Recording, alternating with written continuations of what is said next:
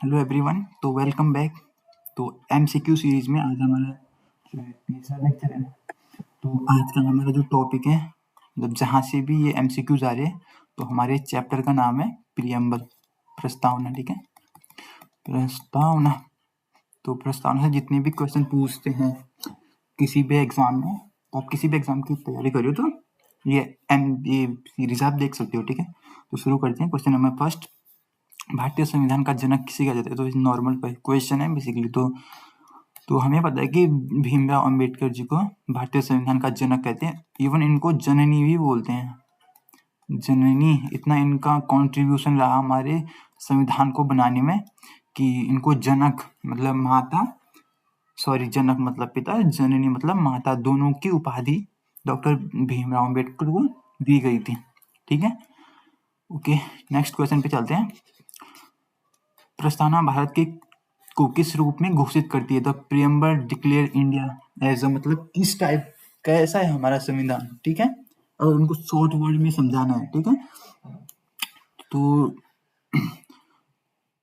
तो सीधा आंसर बताता हूँ मैं, तब आपको इसका मीनिंग भी समझा लूंगा मैं कि क्या है। ठीक है, तो इसका आंसर बी होगा, sovereign socialist secular democratic Republic, संपूर्ण समाजवादी पंथ निरपेक्ष लोकतांत्रिक गणराज्य। ठीक है, तो अब आप बोलोगे कि ये क्या है, मतलब कुछ समझ नहीं आया। ठीक है, तो हम एक एक वर्ड समझते हैं।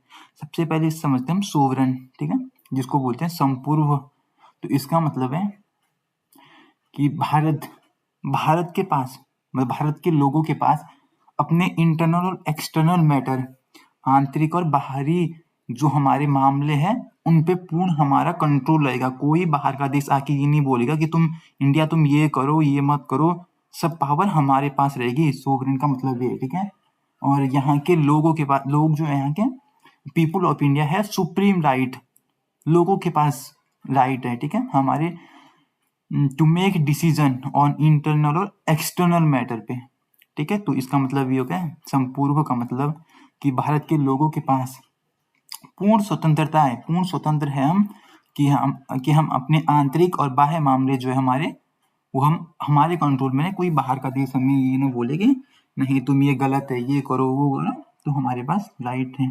तो सोवरेन। दूसरा है सोशलिस्ट, जिसको बोलते हैं समाजवादी। तो इसका मतलब है कि भारत एक ऐसा समाज, या भारत से एक ऐसा समाज की उपेक्षा की जाती है। एक ऐसा समाज चाहिए जहाँ सामाजिक आर्थिक समानता हो। ठीक है, और अमीर और गरीब के बीच क्या हो, ज्यादा गैप ना हो, सभी लोग लगभग बराबर हो भारत में। ठीक है, और हाँ सभी, और जो हमारे पास संसाधन है, जितने भी संसाधन है, सब लोगों को उसके पास सब लोगों के पास समान संसाधन मिले। ऐसे नहीं कि अमीर को ज्यादा मिल रहा है, गरीब को कम मिल रहा है। तो बेसिकली तो होता ही है, लेकिन हमारे प्रियम्बल में लिखा है तो ठीक है। तो बेसिकली हमें पता है रियलिटी क्या है। चलो आगे देखते हैं फिर सेकुलर। ठीक है, पंथ निरपेक्ष। तो सेकुलर का मतलब है कि भारत जो है वो, भारत का कोई ऑफिशियल रीजन नहीं, सॉरी रिलीजन नहीं है। ऑफिशियल धर्म नहीं है हमारा कोई। एक हमारा ऐसा धर्म नहीं है कि नहीं हम इसी इंडिया में है तो इसी धर्म को फॉलो करेंगे। हम एक पंथ निरपेक्ष है, यहाँ सभी धर्मों का स्वागत है और हर नागरिक को अपना धर्म चुनने का अधिकार है। तुम कोई भी धर्म चुनो, हिंदू मुसलमान सिख ईसाई जैन बुद्धिज्म, तुम कुछ भी चुनो, तुम और हम उसकी रिस्पेक्ट करते हैं। ठीक है, और हम सभी धर्मों के बराबर, सभी धर्म जो उनको बराबर स्वतंत्रता और सम्मान दिया जाएगा भारत में। तो हमारा कोई ऑफिशियल रिलीजन नहीं है इंडिया का। तो सेकुलर पंथ निरपेक्ष का मतलब ये हो गया। अब देखते हैं डेमोक्रेटिक रिपब्लिक। देखो डेमोक्रेटिक मतलब जो सत्ता है, जो जितने भी वो है क्या मिनिस्टर रहते हैं, या जो भी जो मतलब सत्ता है, वो क्या है, वो जनता के हाथों में है, मतलब जनता के पास पावर है। ठीक है, और जो है नागरिकों के पास क्या है, कि वो किसी को भी स्वतंत्र रूप से अपना किसी को जिसको भी चुनना है उसको चुने। डेमोक्रेटिक का मतलब, और रिपब्लिक गणराज्य। गणराज्य मतलब कि जो राज्य का प्रमुख होगा वो हेड ऑफ स्टेट, जैसे प्रेसिडेंट के होते हैं, तो उनको जनता ही चुनेगी। मतलब बेसिकली इंडिया में राष्ट्रपति का चुनाव जो होता है वो डायरेक्ट हम नहीं चुनते हैं, लेकिन इनडायरेक्ट हम ही चुनते हैं। ठीक है, तो जो सुप्रीम ऑफ स्टेट होगा, जो राज्य का प्रमुख होगा, वो जनता के द्वारा चुना जाएगा, न कि ऐसे होगा कि जैसे राजा का बेटा राजा होता था तो उसके बाद उसका बेटा, ऐसा नहीं होगा, ठीक है। बेसिकली क्या होगा कि जनता डिसाइड करेगी, जनता वोट दे के चुनेगी कि कौन होगा हमारा हेड ऑफ स्टेट, ठीक है। तो ये रिपब्लिक का मतलब है, ठीक है। तो ऑप्शन बी इसका मीनिंग, हर जो सेंट वो ये है, हर वर्ड है उसका मीनिंग आपको समझा दिया है, तो यही है, ठीक है। नेक्स्ट क्वेश्चन पे चलते हैं, question number 3, which amendment add the word socialist and secular to the preamble. जो प्रस्तावना में समाजवादी और पंथ निरपेक्ष शब्द है, वो किस संविधान संशोधन द्वारा जोड़े गए थे। तो मैं बता देता हूँ, ये 42वां संविधान संशोधन जो हुआ था उसमें जोड़े गए थे, ठीक है। और ये कब हुआ था, 1976 में, 1900, यहाँ पे लिख लेता हूँ, 1976 में। तो इसमें हमने देखो, हमारा जो संविधान है उसमें अभी एक ही बार संशोधन हुआ है, ठीक है, एक ही बार संशोधन हुआ है, और वो हुआ है 42वां संविधान संशोधन 1976 में। इसमें हमने 3 शब्द जोड़े थे, सोशलिस्ट समाजवादी, सेकुलर पंथ निरपेक्ष, और एक है इंटीग्रिटी, जिसका मतलब है अखंडता। मैं लिख लेता हूँ, इंटीग्रिटी, इसको भी बोलते हैं क्या, अखंडता, अखंडता, ठीक है। जो 42वां संविधान संशोधन 1946 है, उसमें आपने 3 शब्द जोड़े थे। और हाँ, एक बात और, क्वेश्चन में ऐसे ही पूछ सकता है कि अब तक हमारे संविधान में कितनी बार संशोधन हुआ है, सॉरी, हमारे प्रस्तावना में कितनी बार संशोधन हुआ है। प्रस्तावना में एक ही बार हुआ है, 42वां संविधान संशोधन 1976, ईयर भी याद रख लेना, ठीक है। नेक्स्ट क्वेश्चन पे चलते हैं कि प्रस्तावना का विचार किस देश से लिया था। ये हमने पहले लेक्चर में देख लिया था कि जो वो है प्रियम्बल, वो हमने अमेरिका से लिया है। नेक्स्ट क्वेश्चन, किस मामले में यह निर्णय दिया गया था कि प्रस्तावना जो है संविधान का हिस्सा है। Which case decide that preamble is the part of the constitution.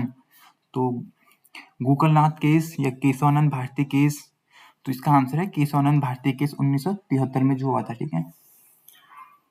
तो जो केशवानंद भारती केस हुआ था 1973 में, तो उसमें बोला था सुप्रीम कोर्ट ने कि जो preamble is the part of the Indian constitution, प्रस्तावना भारत का एक अभिन्न अंग है, मतलब हाँ, तो हाँ, जो प्रस्तावना है वो भारत का एक अभिन्न अंग है, और इसको हम अमेंडमेंट कर सकते हैं प्रियम्बल को, ठीक है। लेकिन इसका जो मूल वो है क्या, मूल संरचना है, उसमें हम कोई छेड़छाड़ नहीं कर सकते, ठीक है।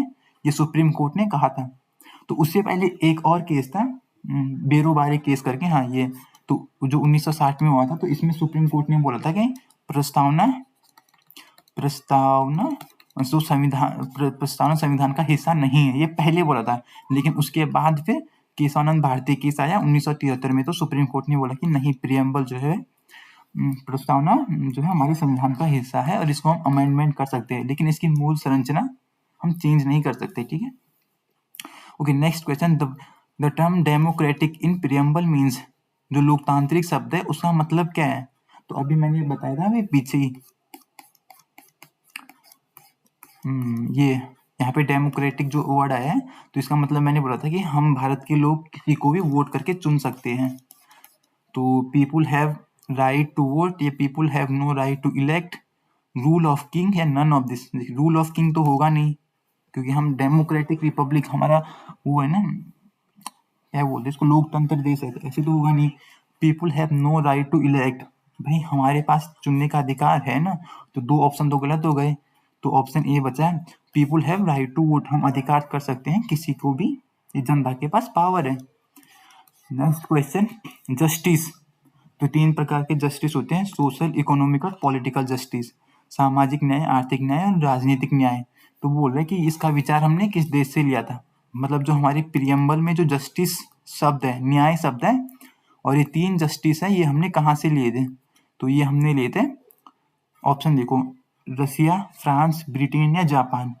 तो इसका सही ऑप्शन है रसिया, यूएसएसआर, उस समय ये यूएसएसआर था, तो रसिया से हमने जस्टिस ये लिया था, ठीक है। ओके, लिबर्टी, इक्वलिटी जो शब्द हैं, these ideas preamble inspired by the constitution of which country, जो स्वतंत्रता, समानता और बंधुत्व है, ये हमने किस देश से लिए थे? ओके, तो ये हमने लिए थे, इसका सही ऑप्शन होगा फ्रांस से। ओके, नेक्स्ट क्वेश्चन देखते हैं, क्वेश्चन नंबर 9। निम्नलिखित में से कौन सा प्रस्तावना से संबंध नहीं है? Which of the following statement is not correct regarding the preamble? Sorry, it is the part of the constitution. देखो, हमें नॉट करेक्ट बताना है, तो ये तो करेक्ट है क्योंकि प्रियम्बल जो है हमारे संविधान का पार्ट है। तो ये किसी में बोला था, ये भी देख लो। अभी मैंने बताया था केशवानंद भारती केस, जो 1976, हाँ 1973, सॉरी 1973 में ये आए थे, ठीक है, तो ये सही है। It can be amendment article under 360, तो ये भी सही है कि जो प्रस्तावना है उसको हम अमेंडमेंट कर सकते हैं। It is the source of power to legislature, ये क्या बोल रहा है भाई? तो नेक्स्ट वाला देखते हैं। It declare the objective to the constitution, यह संविधान के उद्देश्यों की घोषणा करता है, ये भी सही है। तो जो इसमें करेक्ट नहीं, वो ऑप्शन सी होगा कि ये मतलब ये कुछ नहीं है, ये पावर ऑफ लेजिस्लेचर कोई इसका सोर्स नहीं है, ठीक है। ओके, नेक्स्ट क्वेश्चन देखते हैं, क्वेश्चन नंबर 10। संविधान की प्रस्तावना में पहला संशोधन जो मतलब पहला संशोधन कब हुआ था? तो मैंने बोला जो प्रियम्बल है हमारे, इसमें सिर्फ एक ही बार संशोधन हुआ है अब तक, जो है 42वां संविधान संशोधन, ठीक है।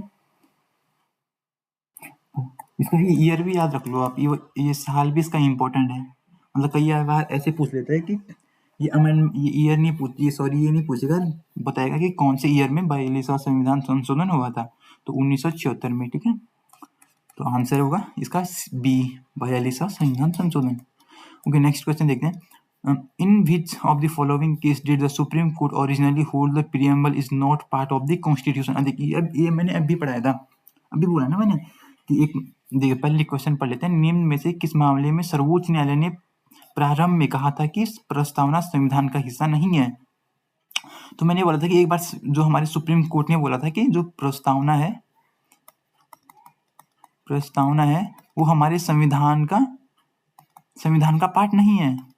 हालांकि बाद में ये केस पलट गया था 1973 में, जब केशवानंद भारती के वो आया, तो फिर सुप्रीम कोर्ट ने कहा कि नहीं, ये अब पार्ट है, जो प्रस्तावना है वो संविधान का भाग है। लेकिन पहले बोला था किस मामले में? ऑप्शन देखते हैं, केशवानंद भारती केस।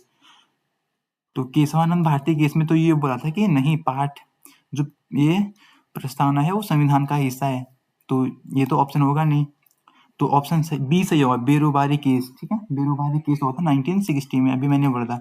तो इसमें संविधान ने बोला था कि प्रियम्बल प्रस्तावना संविधान का हिस्सा नहीं है 1960 में। फिर 1973 में केशवानंद भारती केस आया, फिर संविधान ने बोला कि नहीं, जो प्रियम्बल है वो संविधान का हिस्सा है, तो ऑप्शन बी सही होगा, ठीक है। और अगर ऐसे आया कि किसमें संविधान ने कहा कि प्रस्तावना संविधान का हिस्सा है, तो उसका ऑप्शन ए होगा, केशवानंद भारती केस में कहा था कि प्रस्तावना संविधान का भाग है। Okay, next question. निम्नलिखित में से कौन सा शब्द प्रस्तावना में मूल रूप से नहीं था?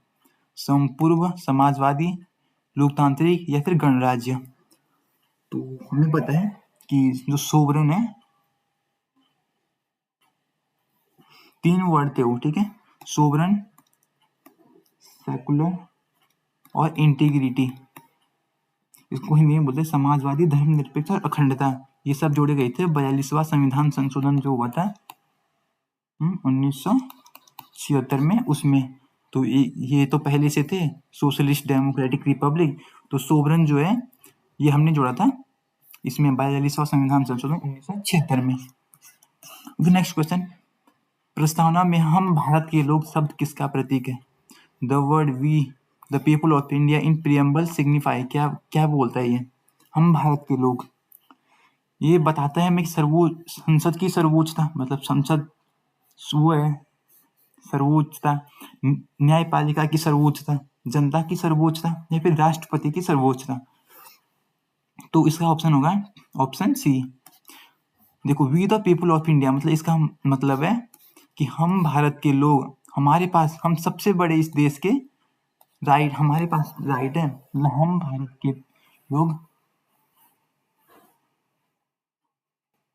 ठीक है, हम सबसे बड़े हैं, भारत के लोगों से बड़ा कोई नहीं है, मतलब कोई प्राइम मिनिस्टर नहीं है, कोई प्रेसिडेंट नहीं है, कोई सीएम नहीं है, हम भारत के लोग सबसे बड़े हैं। ठीक है, तो इसका मतलब है जनता की सर्वोच्चता, the ultimate sovereignty of the people. तो we the people of India का मतलब यही है। The term secular in the preamble means, जो सेकुलर था पंथ निरपेक्ष, उसका मतलब क्या है, तो मैंने अभी बता दिए थे स्टार्टिंग में ही, मैंने क्वेश्चन नंबर सेकंड था क्या, हाँ, तो मैंने क्वेश्चन नंबर सेकंड में ही सबका मतलब आपको समझा दिया था, तो ये एग्जाम में पूछता है तो आप याद कर लेना। ठीक है, तो पंथ निरपेक्ष का मतलब है, ऑप्शन देखते हैं, the state is anti religion, राज्य धर्म विरोधी है, नहीं भाई, एंटी रिलीजन नहीं है India. The state recognize only one state, जो भारत में केवल एक धर्म को मान्यता दी जाएगी, क्या भारत में सिर्फ एक धर्म को मानते हैं हम, नहीं ना, तो ये भी गलत है। The state has no official religion and treat all equally, option number D है, द स्टेट फेवर माइनॉरिटी, क्या हम अल्पसंख्यक जो माइनॉरिटी है उनका धर्म मानते हैं, मतलब उनको उन्हीं की तरफ रहते हैं, तो ये भी गलत है। तो ऑप्शन सी सही होगा कि हम जो इंडिया है, हमारा कोई ऑफिशियल धर्म नहीं है, कोई ऑफिशियल रिलीजन नहीं है हमारा। ठीक है, हम सभी धर्मों को बराबर मानते हैं और हमारा कोई आधिकारिक धर्म नहीं है, यहाँ हिंदू मुस्लिम सिख ईसाई बौद्ध जैन सब मिलकर रहते हैं। ठीक है, तो इसका ऑप्शन सी सही होगा। उपरोक्त में से कौन सा कथन सही है, the preamble can be amendment by the simple majority of the parliament, जो प्रस्तावना है उसको साधारण बहुमत से संशोधन किया जा सकता है। ऑप्शन नंबर बी, 42वें संविधान संशोधन द्वारा 3 शब्द जोड़े गए थे।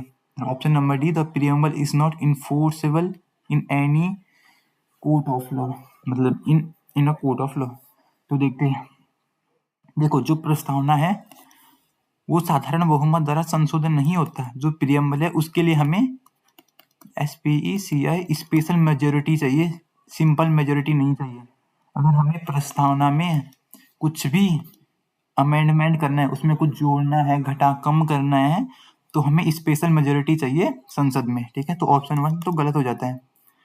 42वें संविधान संशोधन में हमने 3 शब्द जोड़े थे, तो सोशलिस्ट, सेकुलर और इंटीग्रिटी, हिंदी में बोलते हैं समाजवादी, धर्मनिरपेक्ष और अखंडता, ये सब जोड़े थे हमने 42वें संविधान संशोधन 1976 में 3 शब्द, तो ये सही है। और दूसरा है, जो प्रस्तावना है उसको हम वो कोर्ट में है, वहां हम कोर्ट में वो इन्फोर्सेबल नहीं है, तो ये भी सही है कोर्ट में। तो ऑप्शन 2 और 3 सही है, तो इसका ऑप्शन बी होगा। मतलब बेसिकली जैसे हमारे प्रियम्बल में लिखा है ना कि सभी को जो रिसोर्सेज है सबको बराबर मिलेंगे भारत के, तो ऐसे नहीं होता है ना, अमीरों को ज्यादा मिलता है, गरीबों को कम मिलता है, हम सबको पता है।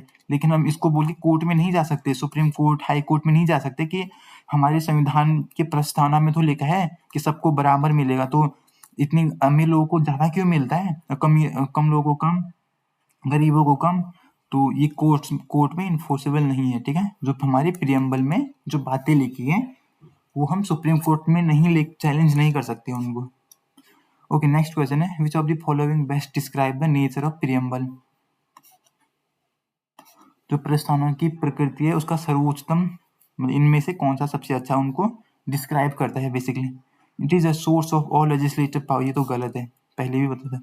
It is the integral part of the constitution, not justiciable. उसके बाद है इट ग्रांट्स पावर टू, ये भी गलत है। It is legally enforce by court, इसको हम कोर्ट में इन्फोर्स नहीं कर सकते, तो ये 3 तो गलत है, ऑप्शन नंबर बी बचा। तो जो संविधान है वो हमारे जो प्रस्तावना है वो हमारे संविधान का इंटीग्रल पार्ट तो है, और इसको हम कोर्ट में चैलेंज भी नहीं कर सकते, तो ऑप्शन नंबर बी सही होगा। तो आज के लिए इतना ही। तो ये हमारे प्रस्तावना प्रियम्बल से जितने भी क्वेश्चन आते हैं वो हमने कवर कर लिए लगभग। तो उसके बाद हमारे जो MCQ पे नेक्स्ट होगा वो होगा part 1 of the constitution, union and it's territory. ठीक है, इसमें जितने भी MCQs है वो हम कवर करेंगे। तो आज के लिए इतना ही, थैंक यू।